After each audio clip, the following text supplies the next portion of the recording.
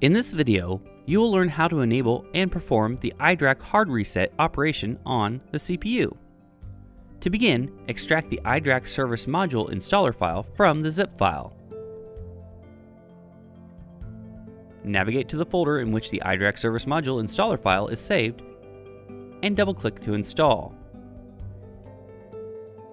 In the iDRAC service module install shield wizard, click Next, review the license agreement, and accept to proceed with the installation. Then click Next. The typical setup type is selected by default. Click Next, review the information before installing, and then click Install to start the installation process. Click Finish after successful installation. Next, open a PowerShell console as an administrator,